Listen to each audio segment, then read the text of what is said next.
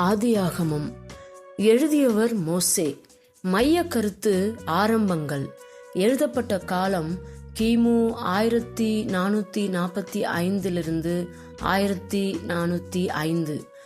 ஆதியாகமத்தை தொகுத்து எழுதிய ஆசிரியர் மோசே என்று பண்டைய யூத எழுத்தாளர்கள், ஆதி திருச்சபை தலைவர்கள் கூறுகின்றனர். பழைய ஏற்பாட்டிலும் புதிய ஏற்பாட்டிலும் உள்ள கர்த்தருடைய பிள்ளைகளுக்கு தேவனை குறித்த அடிப்படை அறிவு, சிருஷ்டிப்பை பற்றிய தெளிவான விளக்கம், மனித இனம் தோன்றி பெருகிய விதம், மனிதனின் வீழ்ச்சி, மரணம், நியாய தீர்ப்பு, உடன்படிக்கை, ஆபிரகாமின் சந்ததியில் தோன்றும் ஒருவர் மூலம் ரட்சிப்பு உண்டாகும் என்கிற வாக்குத்தத்தம் ஆகியவற்றை அறிவிக்க வேண்டும் என்னும் தேவனுடைய நோக்கத்தின் அடிப்படையில் ஆதியாகமம் எழுதப்பட்டுள்ளது. ஆதியாகமம் இரு பெரு பிரிவுகளாக பிரிக்கப்பட்டுள்ளது. 1 முதல் 11 அதிகாரங்கள் ஆதாம் முதல் ஆபிரகாம் வரை மனிதர்களின் வாழ்க்கையின் ஆரம்பங்களை நமக்கு தெரிவிக்கிறது. அதில் முதலாவதாக சிருஷ்டிப்பு. எல்லாவற்றையும் தேவன் படைத்து பின் ஆதாமையும் ஏவாளையும் படைத்து அவர்களை ஏதேன் தோட்டத்தில் வாழ வைத்தார். இரண்டாவதாக மனிதனின் வீழ்ச்சி. ஆதாமும் ஏவாளும் கர்த்தருடைய கட்டளையை மீறினபடியால் பாவத்தையும் சாபத்தையும் மரணத்தையும் மனித வரலாற்றில் நுழைய செய்தார்கள். மூன்றாவதாக காயினும் ஆபேலும். காயினுடைய பலி கர்த்தரால் ஏற்றுக்கொள்ளப்படாததால் காயின் ஆபேலை கொலை செய்து முதல் கொலையை அரங்கேற்றினான்.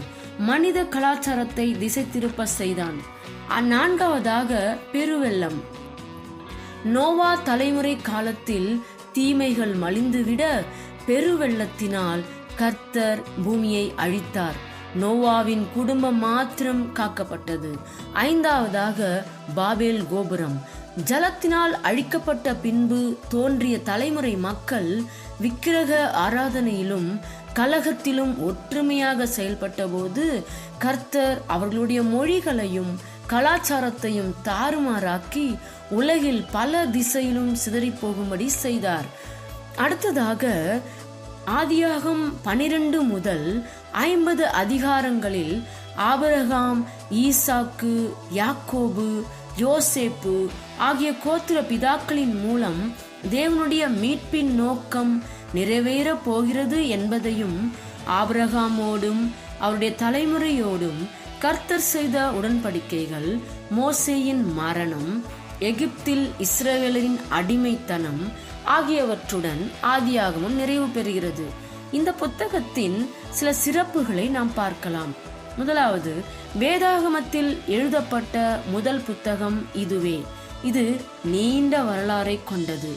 அகில உலகமும் ஜீவராசிகளும் கர்த்தருடைய படைப்புகள் என்பதை நமக்கு தெளிவாக உணர்த்துகிறது. முதல் திருமணம், முதல் குடும்பம், முதல் பிரசவம், முதல் பாவம், முதல் கொலை, முதல் பலதார மனம், முதல் இசைக்கருவிகள், ரட்சிப்பு பற்றிய முதல் வாக்குத்தத்தம் எனப்படும் சிறப்பு அம்சங்களை ஆதியாகமம் பெற்றுள்ளது. தேவன் ஆபிரகாமோடு செய்த உடன்படிக்கை வேதம் முழுவதும் மைய கருத்தாக காணப்படுகிறது. 12 கோத்திரங்களின் ஆரம்பம் குறித்து விளக்குகிறது. ஆபிரகாம் சந்ததி எகிப்தில் 430 வருடங்கள் அடிமையாக வாழ்ந்து அதன் பின் அவர்கள் விடுதலை பெற்று கர்த்தருடைய தேசத்தை சுதந்திரித்துக் கொள்ளுவார்கள் என்பதை வெளிப்படுத்துகிறது. கர்த்தருடைய பிள்ளைகளே, இத்தனை சிறப்பு மிக்க ஆதியாகமம் புத்தகத்தை நிச்சயம் நம்முடைய வாழ்நாளில் முழுமையாக தியானிக்க வேண்டும்.